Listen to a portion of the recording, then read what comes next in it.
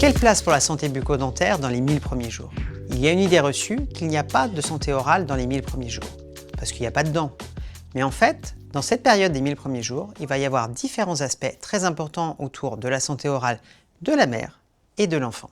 Alors pendant la grossesse, il y a une importance au niveau de la santé orale de la mère vis-à-vis de sa grossesse. Il est bien établi qu'il y a un fort risque en cas de maladie parodontale d'accouchement prématuré pour les mères. Il y a aussi un impact dans le développement de l'enfant avec un enfant qui sera de plus faible poids en cas de pathologie parodontale. Il y a aussi les pathologies carieuses qui peuvent influer, avec aussi la possibilité de douleurs, d'infections qui peuvent se propager et la nécessité de traitements médicamenteux qui peuvent avoir des conséquences aussi dans la grossesse. Au-delà de la conséquence directe sur la grossesse, il y a aussi une importance à avoir une bonne hygiène orale pour avoir une flore bactérienne en bouche qui soit le moins pathogène possible. Car quand l'enfant arrivera, il y aura forcément des transmissions bactériennes qui arriveront des parents et notamment de la mère en priorité, et d'avoir une flore qui soit la moins cariogène possible sera un bénéfice pour l'enfant. Il y a une idée reçue importante, c'est qu'il ne peut pas y avoir de soins dentaires pendant la grossesse. C'est faux, effectivement, la mère peut être prise en charge. Il y a d'ailleurs notamment un examen bucco-dentaire qui incite les femmes enceintes dès le 4e mois à une visite auprès d'un chirurgien dentiste. Cette visite est prise en charge par l'assurance maladie. Cette visite est possible entre 4 mois et jusqu'à 6 mois après la grossesse. Vis-à-vis de l'enfant, l'enjeu de la santé bucco-dentaire apparaît dès la naissance.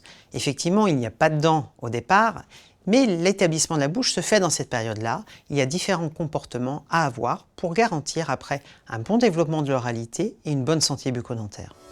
Quels sont les conseils à apporter aux jeunes parents? Au départ, avec l'apparition de la première dent, c'est un signal au niveau de la transformation de l'alimentation. Il va falloir établir un rythme alimentaire. En effet, l'alimentation à la demande va devoir se réguler à ce moment-là, car il ne sera pas possible de pouvoir avoir en permanence des aliments, notamment du lait, qui a une consistance sucrée avec le lactose, en contact avec les dents. On pourra établir sinon des caries précoces assez rapidement pour cet enfant. Il va être important en parallèle aussi d'initier l'hygiène.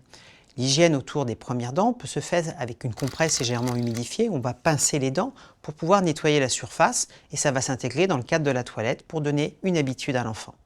Cette toilette buccale est très importante car elle va permettre aussi de travailler l'oralité et l'accessibilité de la bouche. Après, bien sûr, pour les gestes d'hygiène, mais aussi l'alimentation. Dès que plusieurs dents apparaissent en bouche, on pourra introduire une petite brosse à dents adaptée à l'âge de l'enfant.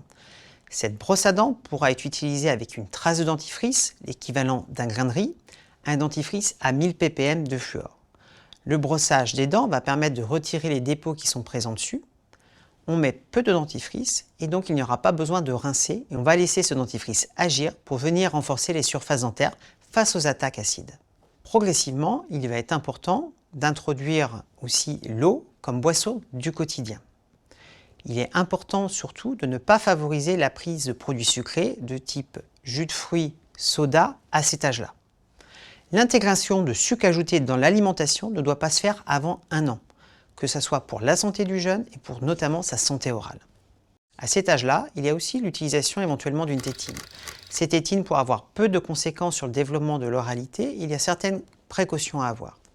Notamment, la tétine ne doit pas être présente toute la journée. Il est important que l'enfant puisse développer le langage. Il y a aussi, dans le choix de la tétine, des conseils à porter. On doit choisir une tétine anatomique, donc avec notamment une tétrelle fine, et il est plutôt conseillé de sous-tailler en fait la tétine par rapport à l'âge de l'enfant. Ensuite, cette tétine doit être remplacée tous les 3 mois pour pouvoir renouveler le matériel en termes d'hygiène. Il est important de ne pas avoir d'attache tétine. Ces attaches tétines ont tendance à créer un poids qui va créer en fait une traction sur la mâchoire et les dents. L'usage de la tétine doit s'arrêter aux alentours des 3 ans.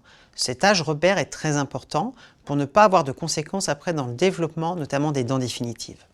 Il peut y avoir une pratique faite par les parents qui généralement est une mauvaise pratique, c'est le nettoyage de la tétine par exemple qui est tombée dans la rue, qu'on va nettoyer avec sa salive. Ça va créer un échange de flore bactérienne qui peut être pathogène, donc on va éviter ces transferts-là, comme aussi l'échange de tétine entre enfants.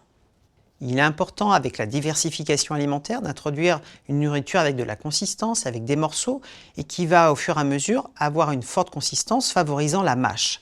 Cette mastication est une fonction à développer et va être favorable après à la bonne croissance des bases osseuses pour l'établissement des dents définitives. Il va être nécessaire, bien sûr, de continuer la poursuite du brossage. Ce brossage est 2 fois par jour. Avec l'arrivée notamment des molaires de lait, il va falloir pouvoir bien insister sur les molaires.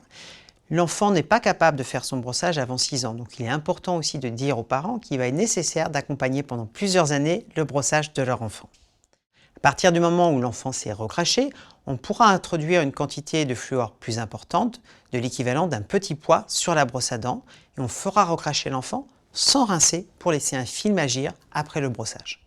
Cette brosse à dents doit bien sûr toujours être une brosse à dents souple, et il faudra penser à la changer à chaque saison, à peu près tous les 3 mois. Au-delà des pratiques autour de l'alimentation, de l'hygiène bucco-dentaire, il va être important aussi pour le jeune enfant d'établir un lien avec un chirurgien dentiste traitant. Ce chirurgien dentiste, il va être nécessaire de le voir autour des 1 an, à peu près 6 mois après l'évolution de la première dent de lait. Cette visite va permettre de découvrir le cabinet dentaire et d'établir une relation sur le long terme, régulière, avec un suivi chaque année.